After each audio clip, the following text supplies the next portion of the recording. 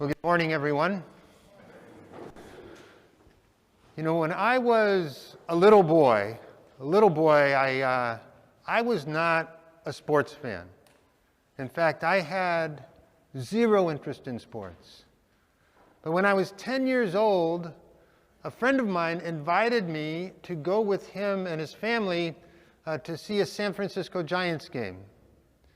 And I accepted that invitation, not because I wanted to see the game, but because I wanted to hang out with my friends. And honestly, it was a pretty boring game. Right? Final score was 1-0. Not very much action. But I will never forget that game. See, the Giants were playing the Dodgers that day. And Juan Marichal pitched a complete game shutout. And the only run of the game scored in the first inning when Willie McCovey hit a line drive to right field, scoring Willie Mays. Now, I understand that some of you are not sports fans, and what I just said doesn't mean anything. So let me try to explain. First of all, the Giants and Dodgers rivalry is one of the greatest rivalries in all of sports. Most Giants fans will tell you their two favorite teams are the Giants and whoever is playing the Dodgers. And Willie Mays, Juan Marichal, and Willie McCovey are three of the greatest players ever to put on a San Francisco Giants uniform. All three are enshrined in baseball's Hall of Fame. All three are honored with statues outside of Oracle Park, the Giants' home stadium. So when I got home that day from that game, I was hooked. I was a committed Giants fan. And I still am to this day. And my wife is, my sons are. And it all began with an invitation some 50 years ago. Now today, the church celebrates Palm Sunday of the Lord's Passion. This is the only Sunday of the whole year in which we hear not one, but two gospel readings. At the beginning of Mass, we heard of the triumphant entry of Jesus into Jerusalem. And just now, we heard the Passion story of the trial and crucifixion of our Lord. And in both of these stories, there is a large crowd gathered to see Jesus. And in both of those crowds, there are many people there who are there by invitation. A friend or a family member said, "Hey, why don't you come on down and see Jesus of Nazareth?"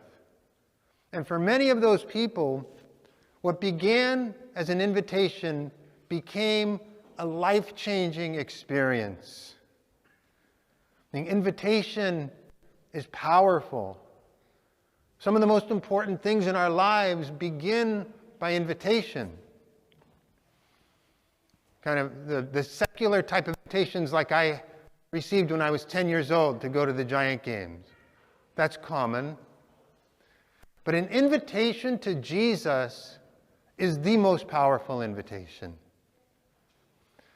About 31 years ago, I invited my girlfriend to come with me to Mass, to Sunday Mass one week. And she accepted that invitation. And then she continued to join me for Mass every week. Not long after that, we got married. We had our first baby, and then she became Catholic. She was not Catholic originally. About 10 years ago, Monsignor William Enrique, who was the pastor of St. Christopher Parish at the time, invited me to be open to the possibility of becoming a deacon. And I accepted that invitation. And 7 years later, after quite a bit of study and discernment, I was ordained a permanent deacon by Bishop McGraw. What begins as an invitation can become a life-changing experience. I'm sure many of you have had invitation-type experiences in the context of faith. And from the very earliest days of Christianity, invitation has been one of the most effective ways to spread the good news of our Lord Jesus in a troubled world.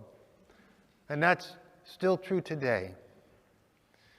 And so today for your homework, and again, this is where you have to start paying attention because there's going to be a quiz later. Right? So your homework this week is to invite somebody.